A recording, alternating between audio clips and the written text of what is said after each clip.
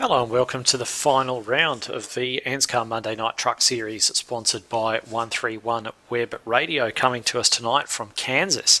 It's been a long 14-round series, but it all comes down to this final round. Michael Skurlock had the honour of starting from pole position. The pole position was actually taken by Matt Danson, but he elected to start to the back of the grid, promoting Michael to the pole position.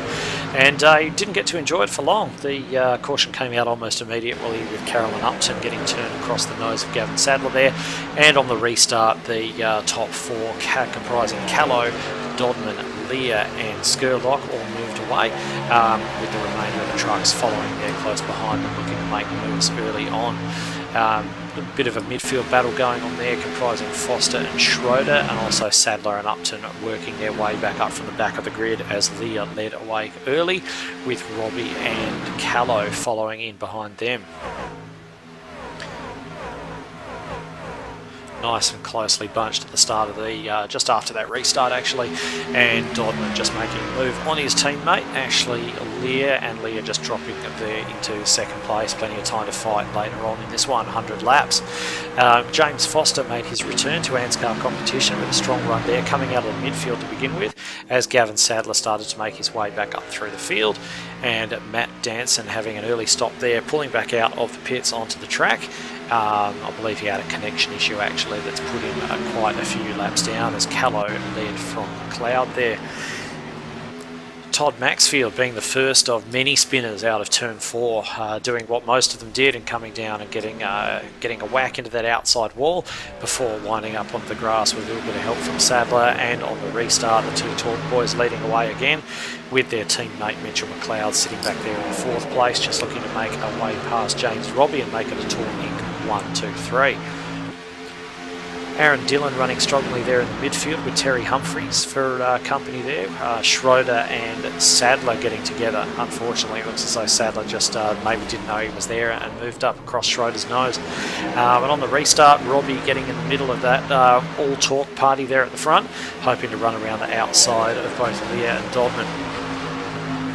Skurlock, of course, popping his nose in there. McLeod looking to make a move on him, with James Foster and Terry Humphreys keeping a watching brief back there in 5th and 6th places.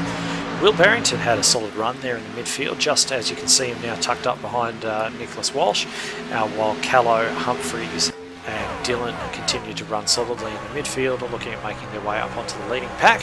As you can see, Robbie getting down the inside of Dodman, just giving him a little heave-ho there wide and making the move to take that position.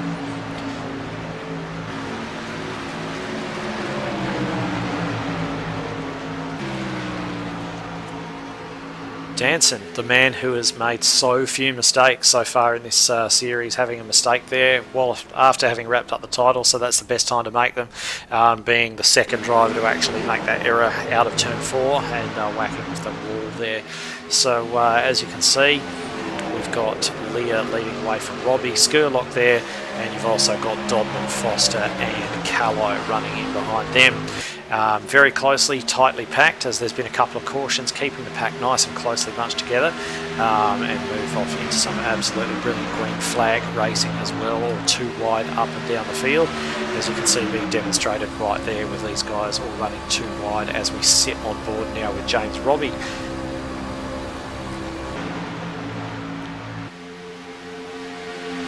Top 4 began to get a bit of a breakaway, as you can see Hunter there, I believe it's Matt Hunter, working away on the back of Barrington, who had a very good run as well. And this is the point where James Foster made his move on his return to the series, first race back in the trucks for quite a long time, and he's actually decided to try to make that high line work, and actually did a great job of that and managed to get up into 1st place, rounding up all of the front runners. And you can see him there just working his way around the outside of Skurlock, as the other Torque trucks have obviously realised that high line is working and taking advantage of that same thing as well, with Robbie in tow, leading that big train past Skurlock as he sat there on the inside. Callow just running up there behind Nicholas Walsh, and Hoppet running in close company with Shields.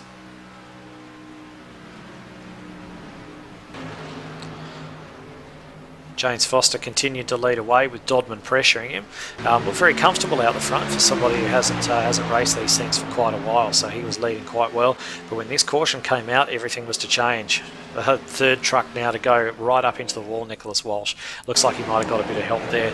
And Foster had a fairly ordinary pit stop and managed to emerge in 4th place behind the dominant Torque Inc. trio, and also Skurlock there, who's had such a strong race in this Kansas round, running up there at the front throughout.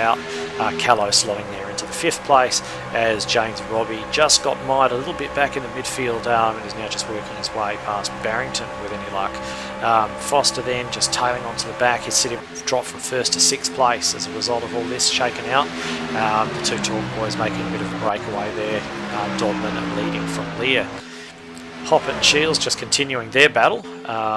And nice shot there of the 2 Torque trucks running there together up the front, and actually managed to work a Torque Inc. 1-2-3, so they'll be thrilled with that. Hayden Dodman leading home, his teammate Ashley Lear with their other teammate Mitchell McLeod coming home in 3rd place. So fantastic way to finish off this season. It's been an absolutely brilliant series. Quite a few different winners, dominated in the points by Matt Danson, of course. Nicholas Walsh and James Robbie taking the top 3 positions there. I believe Robbie actually snatched that 3rd position from Maxfield at this final round. So stay tuned. Next few weeks we've got season 2 coming, and a whole lot more besides. So stay tuned and enjoy tonight's Thunder.